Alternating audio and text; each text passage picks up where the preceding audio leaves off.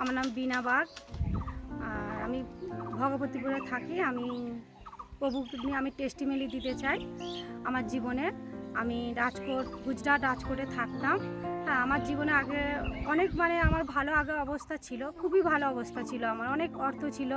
কিন্তু আমার 2016 আমার স্বামীর খুব শরীর খারাপ করে। আমার স্বামী প্রথম আগে অনেক 15-16 লাখ টাকা আমার স্বামী ঠকে যায়, চিটিংবাজিতে পড়ে যায়।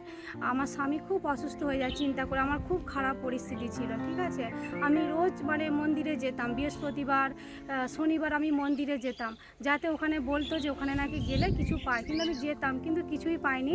আমার একটা মেদিনীপুরের বন্ধু, সে আমাকে সুসমাচার দেয়, প্রভুর কথা বলে যে ওখানে কিছুই নেই, তুই প্রভুতে আয়, প্রভু তোকে শান্তি দেবে, প্রভুর কাছে আয়। আমার কাছে সে আমাকে প্রভুর নিয়ে বলল, আমি বিশ্বাস করলাম প্রভুর নিয়ে। আর আমার স্বামী না খুব খারাপ, তার দেনা করে ফেলেছিল এতটাই। আমার স্বামী খুবই ভেঙে, তার শরীর খুবই খারাপ হয়ে গেছিলো। আমার স্বামীর হার্ট ব্লক হয়ে গেছিলো, ঠিক আছে। সেই সময় আমার কাছে অর্থও ছিল না, কিছুই ছিল না, আমার খুব খারাপ পরিস্থিতি। কিন্তু আমি প্রভুতে ছিলাম, আজও আছি বলে প্রভুতে ছিলাম। আমার স্বামীকে বলেছিল 2 মাস বাঁচবে, ডাক্তার বলেছিল যে মরাটাকে কী করতে নিয়ে এসছেন।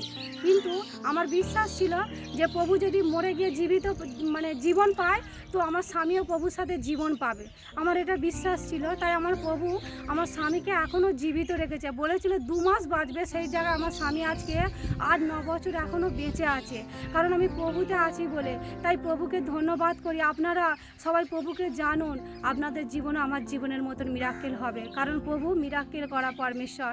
তাই যারা আমার মতন পরিস্থিতির মধ্যে আছেন, তারাও যেন আপনারা পরিত্রাণ পাবে। প্রভু যিশু আমাদেরকে সকলকে পরিত্রাণ দেয়, আশীর্বাদ করে। তাই সকলকে জয় যিশু।